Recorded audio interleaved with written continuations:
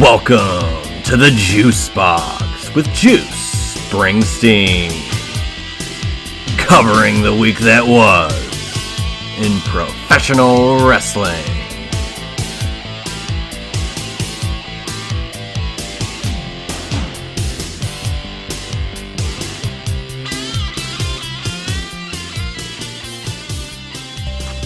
And welcome once again to another edition of the Juice Box. I am Juice Springsteen here on November 10th, 2023, here for the Juice Box.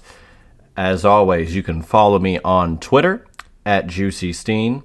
My Instagram is at Juicy Wrestling Closet. Find this show on iTunes, juicysteen.podbean.com. If you do happen to have this show on iTunes or an Apple Podcast, rate it and review it on iTunes. Give it 5 straws. That would be fantastic.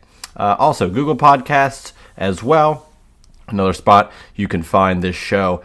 Just wanted to get all of that out of the way. Welcome once again. We're going to do a little bit of everything for this show. We're going to recap Crown Jewel in a little bit of detail. That'll take up, I would say, the majority of the show. But we're also going to get into what happened in the follow-up with Raw, some news and notes from WWE, some really interesting notes with NXT, NWA, a documentary recap that I watched recently on Peacock, and then some Dynamite recap, and a little preview of Full Gear. That'll be, of course, the full prediction show. Next week will be Full Gear. But yeah, we'll talk about all those things and see where it takes us this week. Tomorrow, though, will be the Undertaker One Dead Man show at the Byham Theater in Pittsburgh. I will be in attendance. I think this is going to be a fascinating show. As a lifelong wrestling fan, I cannot see this being anything other than extraordinary and interesting, to say the least.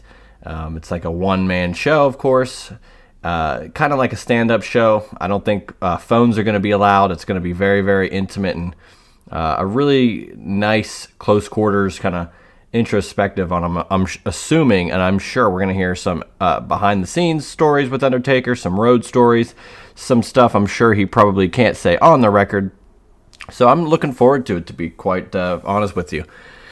Next week, potentially, I can give a little recap of that, although I would wager maybe the following week will be a better time for that, as we will be discussing the preview and predictions for the Survivor Series PLE in 2 weeks, which I will also run down a little bit of that card as we get closer to that show, as a couple weeks away already, which is pretty crazy. But yeah, I think that a lot of good stuff this past week overall, in regards to in-ring, some storyline based things. Just overall, I really enjoyed a lot of the stuff we saw over the past week. Let's get started with Crown Jewel, though. Like I said, this show happened here on the 4th. Survivor Series is a meager 3 weeks away from that, and we're already almost to 2 weeks away as of tomorrow. But this was an interesting show. In the pre-show, Sami Zayn did defeat JD McDonough, which was really nothing, but that was as expected. The night started off with a fantastic match between Drew McIntyre and Seth Rollins. Drew did not get the win. Seth Rollins retains his world title. And as the match is over, Damian Priest looked to come out and cash in. He's literally holding the briefcase, getting ready to hand it off to the referee, when Sami Zayn, under the guise of a hooded sweatshirt, took the briefcase from him. And we will discuss further with what that has implications for after we review this show. So I thought it was a good match. Drew comes up short once again. I don't know what's next for him. I don't know what he's going to do at Survivor Series, although we will get to what he could be doing. Fatal 5-Way. Rhea Ripley defeated Nia, Raquel, Shayna, and Zoe Stark to retain her. I thought it was a good little match. It's tough to showcase 5 women in 11 minutes. But I really did. There was one little spot that if you search it out on Twitter, you will see it.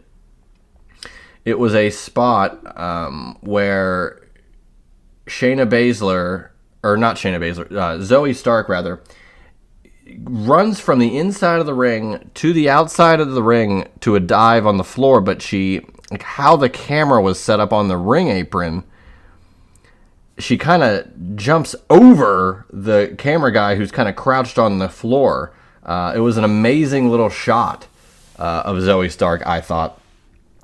So a really solid win for Rhea, taking out, 4 other women on her way to retaining her championship.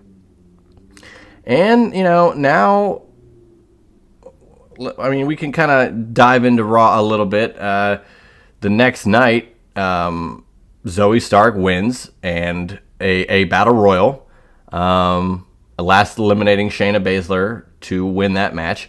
And now Zoe Stark gets another shot at Rhea Ripley. A shot now. She had a shot with a Fatal 5-Way, but this will be under the guise of a one-on-one match. Again, we'll get to that once I kind of pass through Crown Jewel, talk about Raw, we'll talk about Survivor Series as we sit a couple of weeks away from that show.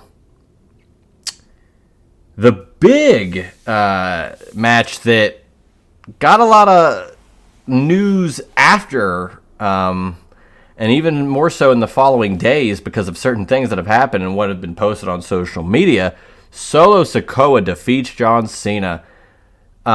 This was not Brock Lesnar dominating Cena at SummerSlam at all, yet it was a 15 Samoan spike beatdown by Solo to win the match.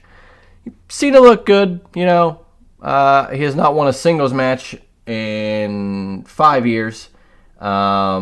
The, quote, greatest of all time loses again, so I don't know how great he can be at this point. Solo has been very well protected, wins-loss-wise, and just people getting any offense in general on him. I think his character's been protected, the moves have been protected. He could have lost to Cena and it wouldn't have been a blip because, I'll say it again, they're quoting and saying that John Cena is the greatest of all time. So, if you're going to lose to somebody, why not be the greatest of all time, right?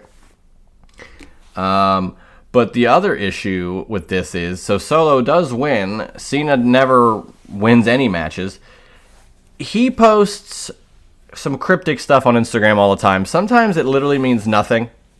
It's random fodder. It's a picture of Zack Ryder. It's this, it's that, He posted a photo of what I believe was Babe Ruth's final time at Yankee Stadium.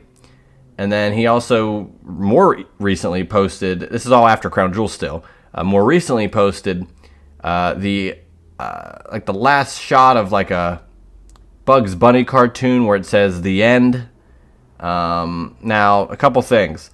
The Babe Ruth thing made it seem like he either calls his shot and like this is it, he couldn't do it anymore, he's done. Or, you're seeing the greatest kind of go out on his own sword here. But I don't know. I take it more as he's struggling to find that closure. He keeps losing. He knows he has it in him to win. At least one more big one. And could that big one be number 17, the world title? I think he still could win number 17, to be quite honest with you. So, I really don't know what that entails.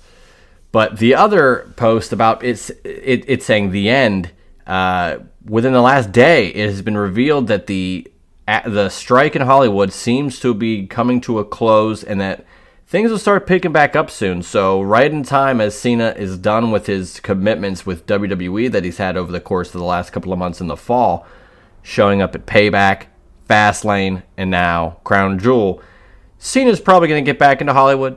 do some more movies, restart and resume productions, I'm sure.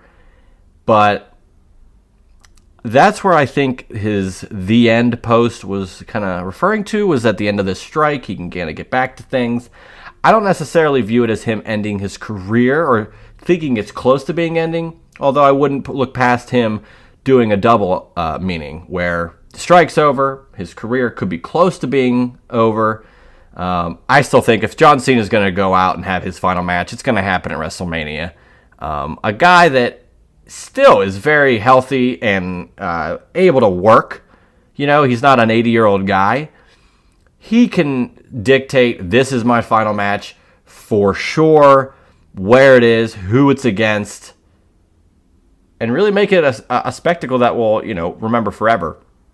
I don't think it's going to come at Crown Jewel in a loss to Solo Sikoa. No offense to Solo, that'd be a huge win, but it is a huge win, but it'd be a huge mark on Solo's record. Hey, I retired John Cena, but I don't think Cena's done. So, interesting times for sure. In the lock of the century, Logan Paul did defeat Rey Mysterio to win the United States title. Santos Escobar accidentally left some brass knucks on the apron, and Logan Paul used them to his advantage. The wherewithal of a I say wily vet, but it's his 8th match overall. Logan Paul is an unbelievable pro wrestler. I'm sorry. He's unbelievable. He's unreal in the ring. His athleticism is tip-top, top in the game for sure. His charisma is natural. You don't have to teach literally any of the stuff that, like hard cam, pausing while hitting certain points in promos for emphasis or to look at the crowd. And he is kind of just learning that on the fly, but putting it together so quick, added to his already normal charisma that he has. His persona is so huge and just outward. He does his podcast, his YouTube stuff, of course. He's always out in a realm of an arena, regardless if he's literally in an arena or not, and he thrives in those areas, and he's killed it as a wrestler. He saves Rey Mysterio in a interesting spot, a moonsault that kind of, I wouldn't say botched, but Mysterio kind of misstepped, and Rey Mysterio could have landed on his neck or his head, a very dangerous looking spot. Logan Paul is strong as hell and catches Rey Mysterio probably half a foot to a foot off the mat and saves Rey Mysterio from potential serious injury, and then kind of immediately hits the switch of, I'll turn this into a move, and he hits a move. He hit it like a power slam. It easily could have been a moonsault from Rey Mysterio to Logan Paul, and because of the botch but save and Logan Paul's quick, mental wherewithal of where he's at in the ring and how the match is going, hey, I saved him, but I can turn this into something to make it look legit and real. Just unbelievable. He's so damn good. And, he's just really impressed me. He's really impressive. And it's just unbelievable. His intuitiveness, like I said, the wherewithal in his 8th match to save a legend like Rey Mysterio from a serious injury. There are pro wrestlers that have been trained for literal years that do not have that awareness. But for Logan Paul, it seems incredibly natural. And I'm happy that WWE got him. I'm sure Logan Paul is thrilled to have the spot, but I'm sure WWE is so happy that they decided to, take a chance on Logan Paul. Negative publicity, what have you, whatever it could be. They said, this is a guy we believe in. And look at this. Now he's U.S. champ. I think he's going to hold this U.S. title all the way to WrestleMania, and I think he should lose it to L.A. Knight. Easy heat, easy, huge reaction for L.A. Knight in a match like that with a competitor adversary like Logan Paul. It just makes sense. You get Logan Paul a couple of months with this title. Within a week, he's already posted photos of him showering with the U.S. title, but the U.S. title's the only thing that he's wearing. Him and his girlfriend, wife, at this point, I'm not really sure, in bed together, She is spooning him. He is spooning the United States title. It's just genius. This is exactly what Josh Eisenberg and myself discussed last week on the show, where it's so easy. This guy's going to parade around with this title, going to give it more credibility than it's had in a long time. I would say more exposure since the United States Open Challenge that Cena had in 2015 that elevated that title to a new level. Logan Paul's going to show up on Raw and SmackDown. I'm sure he's going to defend this thing. And I don't see why he can't hold it till WrestleMania. So I'm really looking forward to seeing what the future holds for Logan Paul. Man, just very impressive. As a guy who's watched wrestling all his life, no one really comes in this quick with the type of background that he had of like, yeah, he's an athlete, but he's really not a wrestler. But again, 8 matches in, and he's one of the best wrestlers that WWE has. Just overall, in-ring, everything. He's a really great talent, and I'm glad that they have him. What else we got here? We do, of course, have the next contest. This was interesting, and we don't know anything further because, of course, tonight is SmackDown. But Io Sky retains her women's title, defeating Bianca Belair. And this was notable for the return of Kairi Sane. So, Kairi Sane, man, she makes a return here. We'll see what the allegiances are as we watch SmackDown later on this evening. But, man, happy to see Io retain. Don't know what it holds for Bianca, but give me Bianca and Kairi in a match. Give me some tag matches with Io and Kairi. I don't know what they got cooking, but I really enjoy the women's division, the women's roster right now. I'm pretty sure I said this at some point, but the Evolution pay-per-view that WWE did, I believe in 2018, they could for sure do it now. You know, they absolutely could do it now, and they have such a huge roster. It's just so easy. Like, it is such an easy thing to pull a trigger on. The roster of women right now currently in WWE is so... the depth is unbelievable. And I just think that the talent level is at like an all-time high. It's just something that's really, really strong. And I don't see why they couldn't pull it off. But we could see a women's War Games match as well. There's some things cooking here. So let's continue. We had Cody Rhodes defeating Damian Priest. Quick little match, 11 minutes. Nothing too crazy. But we'll talk about it on Raw. Everything's kind of setting up for some intriguing Survivor Series matches, and one in particular, one match that Cody Rhodes' father invented, and Cody finally gets to participate. We will discuss that in a moment. And the main event, of course, Roman Reigns defeats LA Knight, retains the WWE Undisputed Universal title in about 20 minutes. This is your standard Roman match. There's interference. There's interference that never seems to be counteracted by anything unless it's at WrestleMania, and even then, Solo Sikoa still ruins everything. But this is your Roman gets a lot of offense. LA Knight really put back a comeback, had him for a 3, and then the foot was on the rope for Roman, where it should have been. It should have been LA Knight's moment, you know, but we all knew this was never going to happen for LA Knight, at least at this show. And like I said, SmackDown is tonight, so we'll really kind of gauge what Survivor Series has in regards to Roman, whether I'm assuming he's not going to be at that show, but what LA Knight has coming forth. Will there be a Survivor Series traditional match with any of these guys, or the Bloodline potentially? Really don't know. There's a lot that could transpire as we get closer to Survivor Series. But yeah, let's get into Raw. So that was Crown Jewel. I thought overall Crown Jewel was a nice show. I really did. I've said that the Crown Jewel, the Saudi shows really had not a lot going for them early on.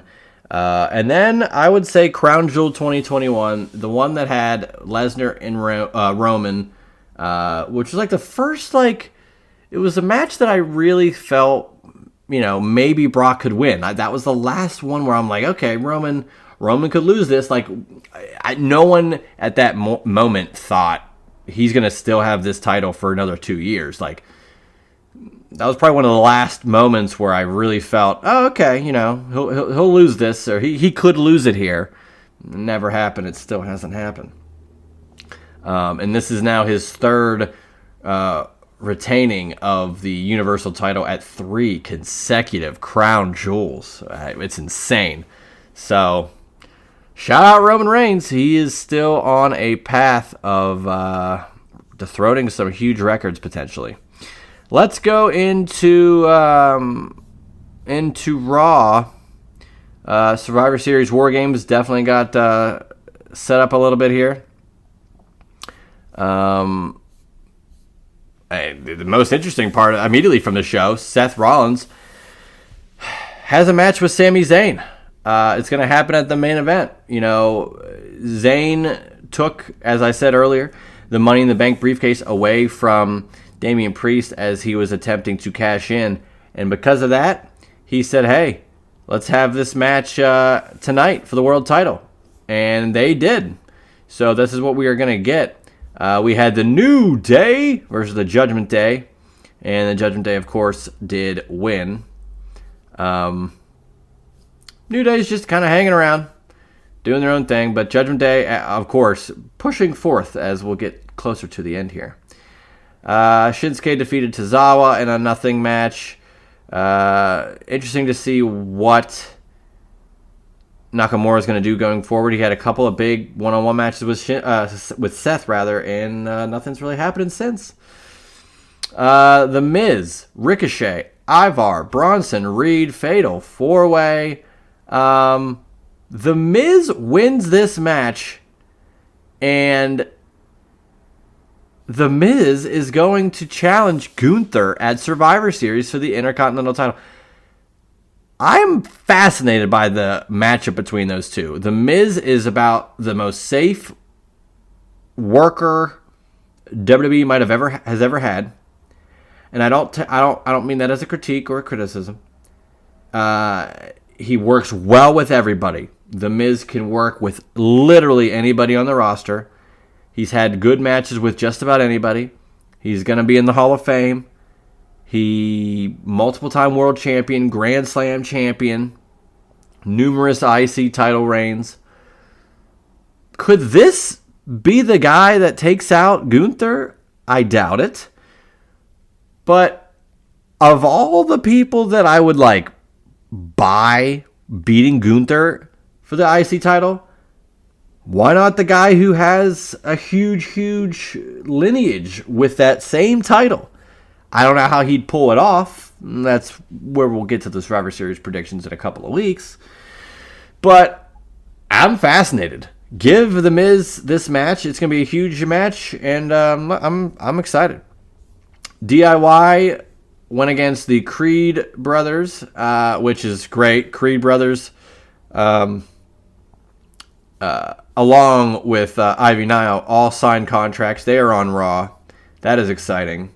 The Creeds get a win with an assist from Ludwig Kaiser, so we'll see where Imperium stacks up. I don't know what everybody else has got going forward. We might see a DIY Creeds Imperium match going forward because Gunther's kind of set away, and he's not going to have the tag team probably there to help him win. He doesn't need it, but, just as support.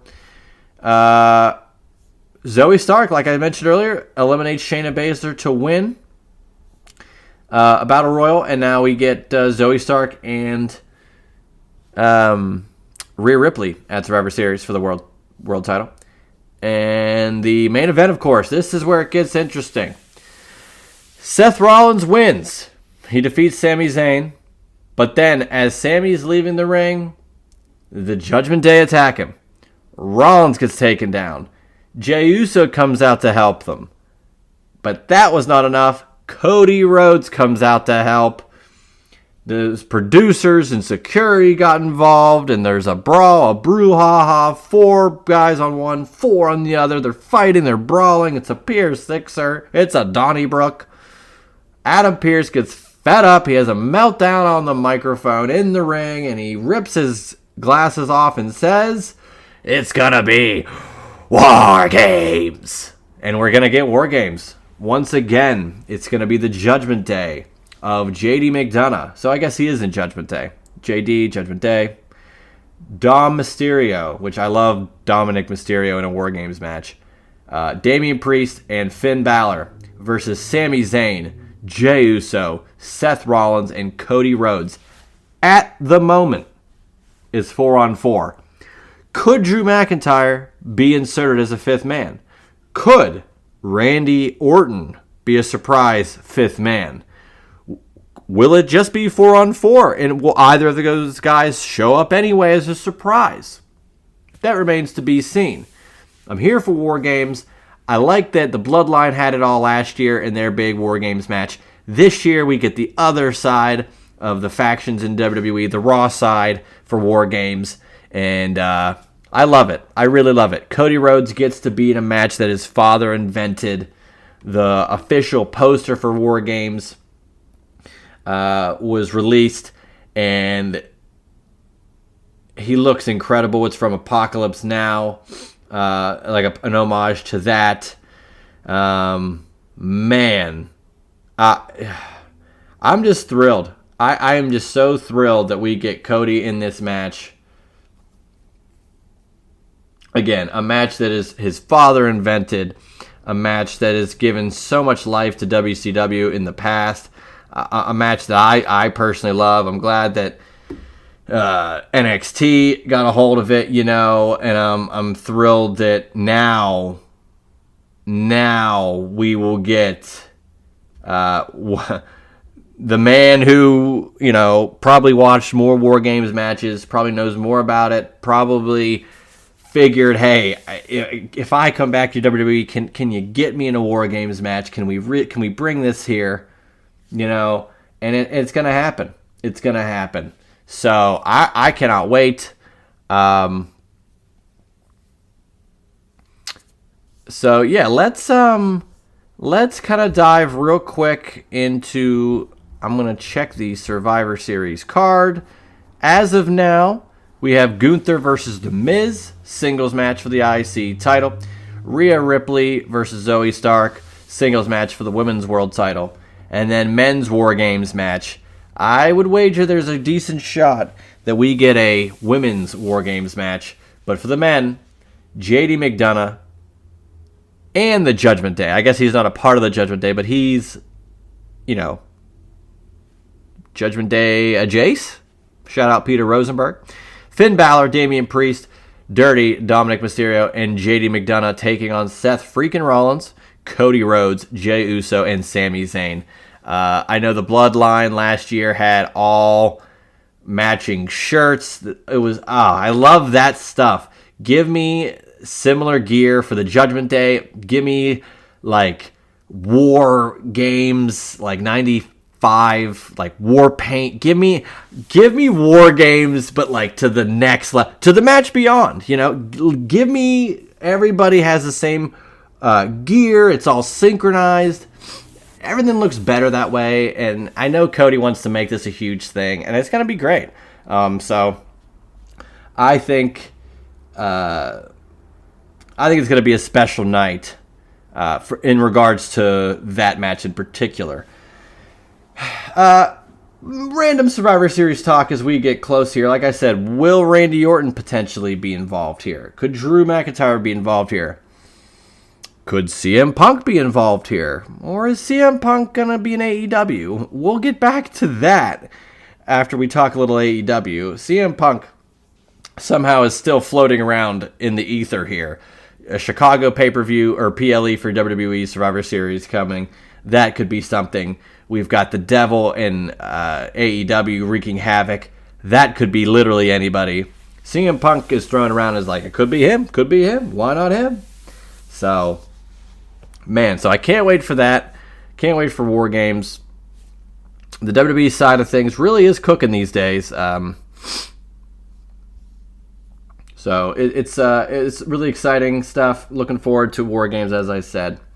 Let's get into some AEW stuff, and then I'll just run down a bunch of like news and notes, because it's really tough for me to put it all together in another way. I'd rather just go show to show. First match of the show was interesting. MJF, Daniel Garcia this past week on Dynamite. Great match between Garcia and MJF. MJF, of course, wins. Gets Daniel Garcia to potentially shake his hand, but 2.0 has none of that. So we'll see what happens. I feel like Daniel Garcia is going to potentially turn and be a babyface at some point sooner than later. Man, Sting and Darby Allin versus the Outrunners. Love Justin Roberts really hyping up Sting, doing, this is the icon, he's this is Sting! You know, the real true entrance for Sting. Hey, give me it all as he's coming to a close, you know. Please. This is Sting's first match in Portland since 1989. And the last time when that happened, it was Sting challenging Ric Flair for the World Heavyweight title.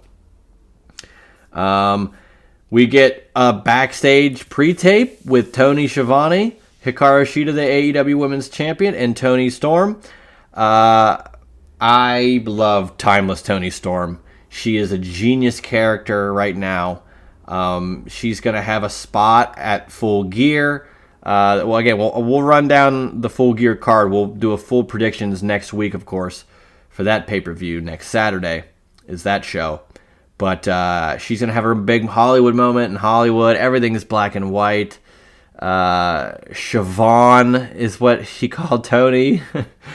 Luther, the butler. You know, there's so many great things about Toni Storm's new direction here. And hopefully she gets a run with the title again. So we'll see.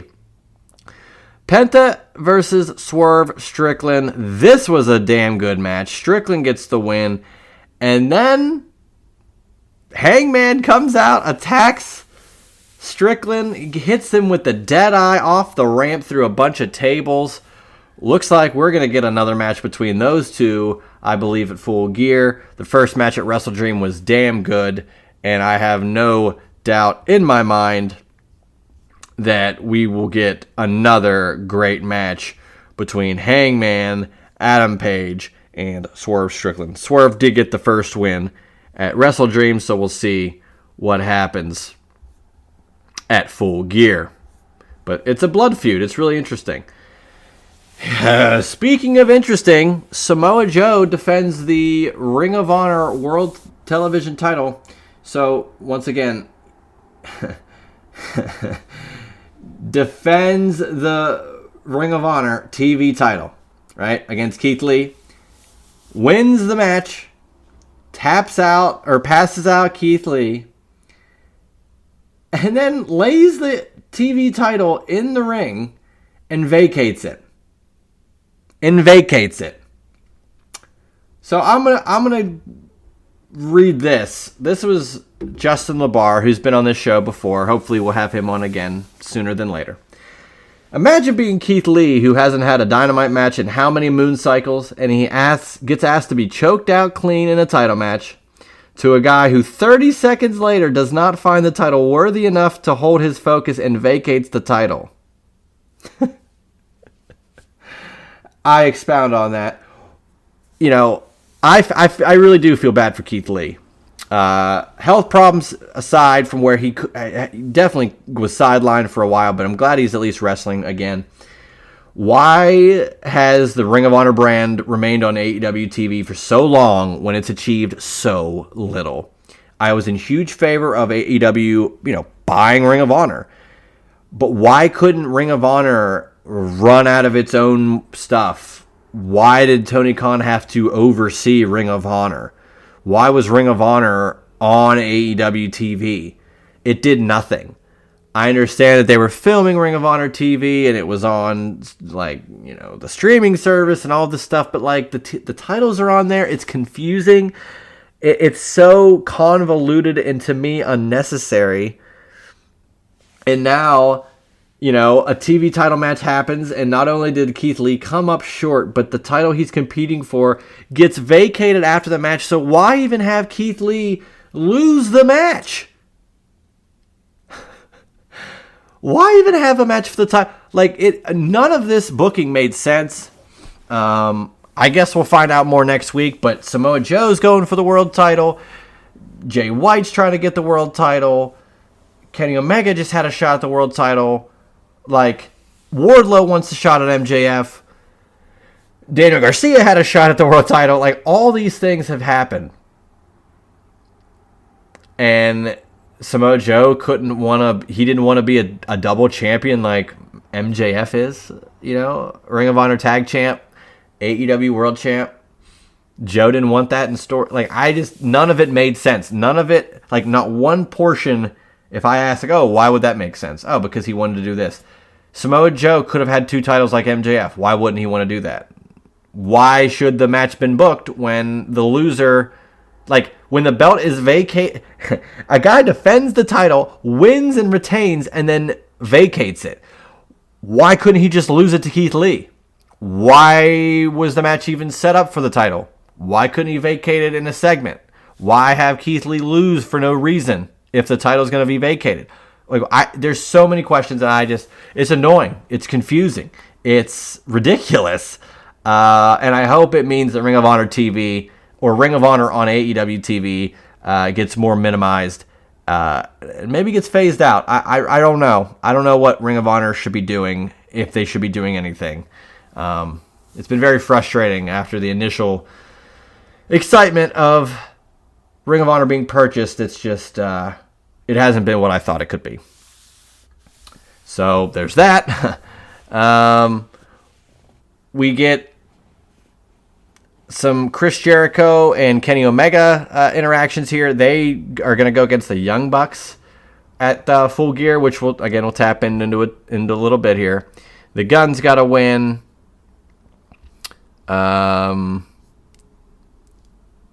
Julia Hart defeated Red Velvet. And then Sky Blue confronts Julia. Willow Nightingale and Chris Statlander come out. And Sky Blue, though, still kind of has an edge to her. I don't think she's overcome the black mist that came from Julia Hart. I think we might get Sky Blue, or dare I say, Sky Black, Sky Black, Sky Blue, and Julia Hart versus Willow Nightingale and Chris Statlander? Maybe? Huh? That would be something. So I'm interested to see that. And then, of course, main event, Jay White, Mark Briscoe. If Mark Briscoe were to win, Mark Briscoe would get the opportunity to challenge MJF for the world title. Jay White won, so that's that. After this match, though, MJF tried to, get his title back. Didn't get it. And he kind of posed a threat to Jay White. And as this happened, the lights went out in the arena, and backstage, the, unnamed, unknown assailants, for lack of a better term, and the devil, the guy in the devil mask, the person in the devil mask, because it could be a girl, could be Britt Baker, could be Adam Cole, could be CM Punk, could be Jack Perry, hell, could be me. They are backstage, and they beat the hell out of the Acclaimed, sending Anthony Bowens through a plate glass window. This is why, could it be Jack Perry? If it was real, it was Jack Perry. If the glass was fake, it was CM Punk. But after all this, MJF went and saw those guys and just in a bad way. And Samoa Joe, hey, I'll team with you for the Ring of Honor tag titles. Why couldn't Joe be a TV champion and tag champ in Ring of Honor? Is that too much? So keep your friends close, your enemies closer. Seems like Joe's trying to get another world title shot. But, man, I'm here for the devil being revealed. I don't know who it's going to be. That's the best part, was that you don't know. Intrigue, it makes you want to tune in more. You never know who's going to show up. You never know who's really going to be the guy or girl under the mask. You know, there's a lot of interesting pieces of business there. And I'm just thrilled to see what happens with it. I don't know what's going to transpire, but the devil, you know, this is one of those moments where the hype is there. The execution has been stellar, you know, so far.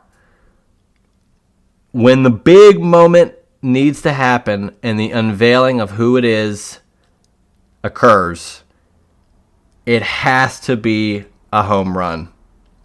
Otherwise, you want to go on Twitter for a potential CM Punk WWE return and think that's a huge deal. If the devil turns out to be Jack Perry or Tony Khan or, you know, something real bizarre and not what the fans are really clamoring for, whew, that is going to be a rough night on social media for AEW. Let's get into some Full Gear. I just want to run down the card so far. Card is next Saturday, the 18th, from the Forum in Inglewood, California, the Kia Forum. Wonderful, beautiful building. We're going to get on the pre-show, MJF and somebody versus the Guns for the Ring of Honor tag titles. We'll get Hikaru Shida versus Timeless Tony Storm for the AEW Women's World title. That's going to be a spectacle, to say the least. Christian Cage, Luchasaurus, Nick Wayne versus Adam Copeland, Darby Allin, and Sting, with Ric Flair in their corner in a 6-man match. Jon Moxley versus Orange Cassidy for the AEW International title. That'll be an incredible match. I have no doubt about that. I believe that's their second match for that title. Hangman, Swerve Strickland in a singles match. I presume, and I know predictions will be next week, but I have a funny feeling Hangman will win this match. Excuse me. And we'll get a potential third match between the two. Cage, dog collar, something more brutal. I don't know, but hopefully that's what that is. We have the Golden Jets, Kenny Omega, Chris Jericho versus the Young Bucks, Matt and Nick Jackson. If the Golden Jets win, they will get the Young Bucks again, but it'll be for the AEW World Tag Team titles. But if the Young Bucks win, the Golden Jets must disband as a team. Some Don Callis intrigue, some potential tag title intrigue, the Omega Bucks Elite intrigue, a lot of intrigue. I gotta say, for a Southern California pay-per-view for AEW, I think there's a lot going on with the Elite to make it a really exciting night of action. So Full Gear looks to be great. I'm looking forward to that show, of course, as well. I'm going to get into some random stuff, though, to close out the show today. So we went over Crown Jewel. Here's something that was interesting. It was revealed about a week or two ago that NWA was potentially getting, in talks of a deal for a TV deal with the CW. Formerly, if you guys are as old as me, and you remember CW used to be UPN, and SmackDown was on UPN for quite a long time. So it has a wrestling history, whether you can believe that or not. But it was quite a few years that UPN had SmackDown. But if that were to happen, that'd be a huge thing for NWA and good for Billy Corgan. And well, that didn't happen. As a matter of fact, literally the worst possible thing could have happened. NWA had a pay-per-view a couple of weeks ago. During that show, the three announcers are kind of sitting and BSing, and during an intermission type, like a segment, just in between matches segment, they cut over to what looks like, just a couple of, you remember the APA backstage area where they had the card table and the bar and all this stuff? Similar scene, except you had the sinister minister James Mitchell doing cocaine. What? Look, I'm sure it was worked cocaine. It was kayfabe coke. What are we doing? This is not 1986 NWA. And even so, the coke happened before the show. Or after the show. Not during the show. Or, if it was during the show, it wasn't on camera. And I don't know if this is why the following news happened, but it is then announced a couple of days ago, NXT, after their rights come up next September, will get a 5-year deal with the CW, upwards. Well, the NWA deal was potentially an 8-figure deal. I would wager that an 8-figure deal could be in line for NXT on the CW. Wow, did you fumble a bag, NWA? Ow. I cannot fathom. They tried so hard. Their power show was great. I loved it so much. Early pandemic NWA was so good. It was studio wrestling when there was no fans anywhere. It was so nice. I don't know. I really enjoyed NWA and its kind of early revival back in 2018 to 2021. And they're getting more funding now, and they got different talent coming in and out, and potentially are on the cusp of a TV deal. And I don't know if this is true, but this is what happens, and you choose to air something so ridiculous, and it very well could have been the reason that it cost you an 8-figure deal with a TV network to get you more exposure. That's stupid. That is stupidity. I don't know what else to say. It sucks for the wrestlers of NWA, but I don't know how you let that air and defend it. I don't know. I'm at a loss for words. But hey, good for NXT. NXT will flourish there. They'll have great results on the CW. It's a pretty nice network, and they'll get good ratings there. So NXT winning once again. A couple more things. 2 more things here. I would like to bring up the Dead Man Show is coming up, and I'd like to discuss. I just have a few of my favorite random Undertaker matches that I think you should seek out. Just random. If you can find, one of my favorite matches is The Undertaker and Hogan, Survivor Series 91, where Taker wins the title for the first time. I love that match.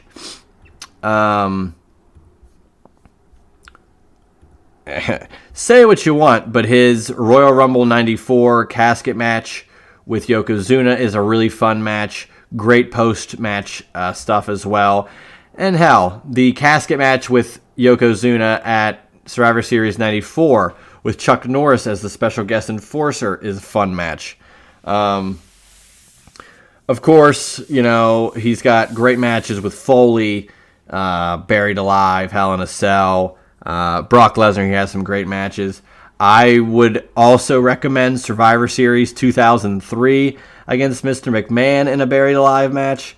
That is an underrated match, I think, for the spectacle, to say the least. So, you don't need me to tell you what Undertaker matches to go out and watch, but these are some of the more under-seen ones. I mean, everybody, you could check out Mania 25, Mania 26, and see Undertaker and Shawn Michaels in 2 of the greatest WrestleMania matches of all time. But we've all seen those and love those as well. If you're really looking for something interesting, though, dare I say, check out Great American Bash 1990, the match that arguably got Mark Callis into WWF and eventually signed as The Undertaker. Lex Luger defends the United States title against Mean Mark at the Great American Bash, the same show where Sting defeats Ric Flair for the world title, for his first world title. You got Luger and Undertaker. Like, that show has so much talent on it that you just didn't even realize. Mike Rotunda's on that show. Iron Sheik's on that show. Brian Pillman's on the show. The Rock and Roll Express, Doom, Paul Orndorff, Junkyard Dog, Sid, Barry Windham, Arn Anderson, Harley Race, Vader, the Steiners, Michael Hayes and Jimmy Garvin, Bobby Eaton, the Southern Boys, Stan Lane, the Midnight Express, rather. So much talent on Great American Bash 90. I would say go out and watch that whole show. You'll see a young Undertaker. You'll see a lot of young talent that end up being truly, truly Hall of Fame talent across the board. So that's what I would say you should check out. One more thing you should check out. This is what I'm going to close the show with today. I think I mentioned it last week, if not last week, a couple of weeks ago, but there was a documentary that was shelved for a while. It was shelved for a while for reasons I honestly don't know. And it was filmed, I think, in 2019, 2020, 2021. But, of course, it got shelved until, now, 2023. If you were a fan of wrestling in the 90s, if you're like me, I'm 30. I'm a man, I'm 30. If you're a fan like me that's watched wrestling his entire life and really grew up on the 90s shows, any Madison Square Garden show, most WrestleManias, most big pay-per-views for WWE, hell, even pay-per-views for WCW, ECW One Night Stand specifically, you would see a jacked, I guess not bald, but like a shaved head guy, jacked, always wearing like cut-off shirts, tank tops, wears a necklace. He's got these distinctive glasses, like those bigger, vintage, big rim, old school glasses on. After a while, you see this guy, you're like, how the hell did this guy get these seats in the best seats every show, at every garden show, all the time? Who did he know? How did this happen? And you later find out his name was Vladimir. They called him Vladimir the Super Fan, And nowadays, it's almost a job for some people, There's the green smiley face guy. There was the guy that came with his mom that were always front row, literally front row, same seats, every pay-per-view, every PLE. More notably, the sign guy, Frank the Clown. Shout out Frank the Clown. Some of those guys always would be in the same show, at the big shows, similar front row or close. You always saw them. Personally, for me, delve into ECW, in the front row of ECW. Now, of course, these were all taking place in the same arena every week, month, whatever. But even when they weren't, it was like the same guys got the same seats. There was a guy with a straw hat, his friend, and then a guy with long black hair. Every single show, they were there. Watch any ECW show, they are there. Literally any show, they are there. Vlad was a part of that. There's another guy that you see with Vlad as well, who's featured in the documentary.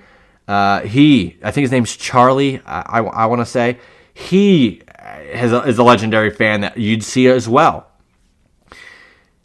Back then, and to Vlad and Charlie and some of these older guys, this was not just wanting to go to every show and be there for those shows. And it's kind of like a thing now to be that guy.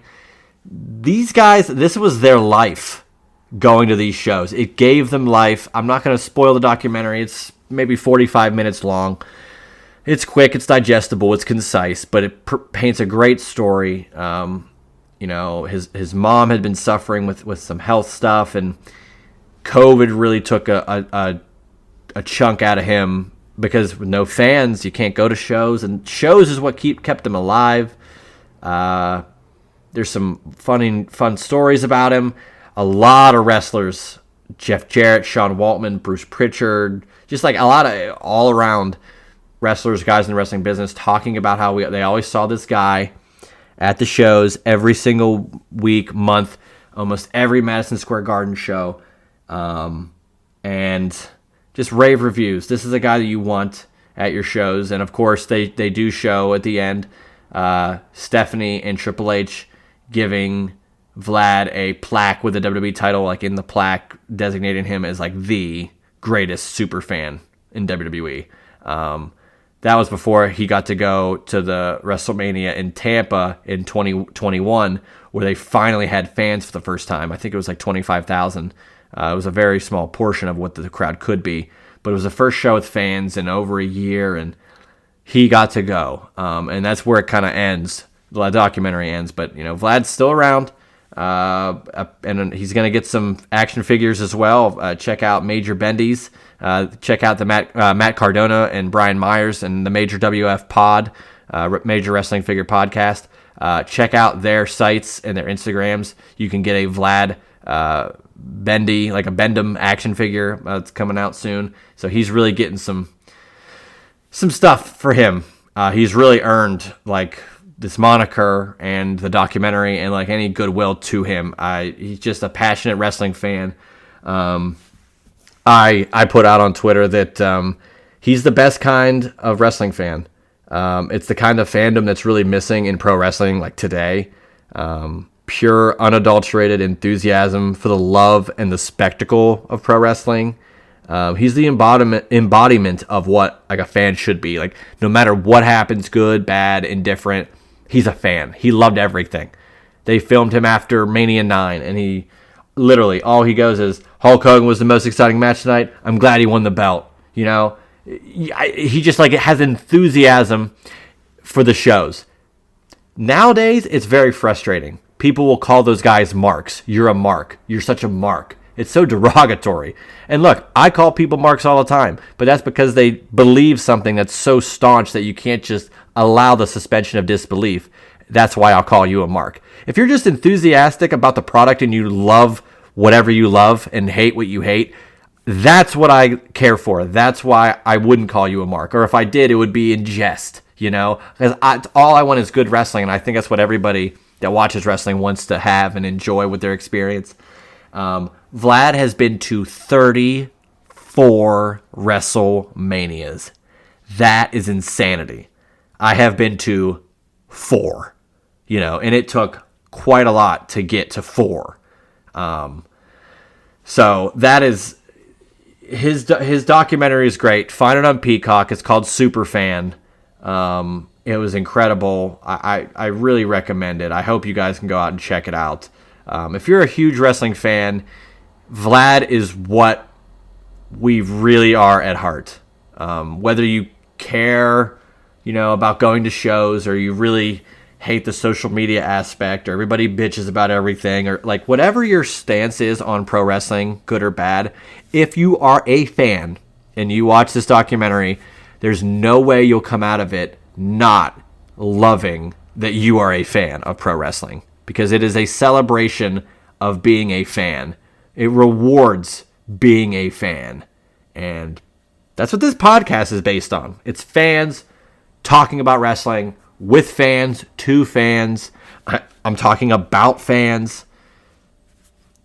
Like, pro wrestling is such a unique form of entertainment because it literally is for fans. Like, I know pro wrestling is to make money, but like, who makes the money? Like, who puts that money in? Fans. Like, if the fans aren't happy, pro wrestling doesn't exist. It's just a wonderful, wonderful documentary. I really just recommend everybody go check it out. I don't know. I was so happy to finally sit down and watch it. It's really nice to see, especially seeing this guy. And they show so many clips of him at all these random shows, and I'm assuming if you're unfamiliar with what he looks like, as soon as you start watching this thing, you'll go, damn, I've seen this guy everywhere. And it's just great. It's kind of like Where's Waldo, but where's Vlad? So great documentary. Highly recommend. But yeah, this has been the Juice Box. This has been a fun show. Glad to got the recap. Some Raw, some Dynamite. Little recap of Crown Jewel, which I thought was an interesting program. Next week we got Full Gear predictions. The following week we got Survivor Series predictions. At some point there, I'll probably discuss what happened at the Undertaker One Dead Man show. Probably can't go into too much detail there, but I'll kind of give a gist of the whole experience as a whole. But yeah, a lot of exciting stuff coming up the next couple of weeks here on the Juice Box. As always, like I said, juicysteen.podbean.com, Apple Podcasts. Review this on iTunes. Give it 5 straws. That'd be fantastic. Write a review. Take 1 minute. Drop a review. Good or bad, but give it 5 stars. That'd be really nice. Google Podcasts as well. Juicy Wrestling Closet on Instagram. Juicy Steen on Twitter. Let's chat wrestling. Let's do it all. If you got a question, throw it on there. I'll try to get back to you. Love talking wrestling. Like I said, the Vlad documentary really just made me proud to be a wrestling fan, and hopefully it makes you guys proud to be wrestling fans, because wrestling fans only have wrestling to look forward to, Like, this is our bread and butter, and I wouldn't want it any other way. So appreciate you guys listening to the Juice Box. We'll have, again, Full Gear predictions next week. Looking forward to that. As always, I am Juice Springsteen, and it's been a good week. But until next time, we'll see you once again on the Juice Box. That was the Juice Box with Juice Springsteen. Make sure to subscribe to the Juice Box wherever you listen to podcasts.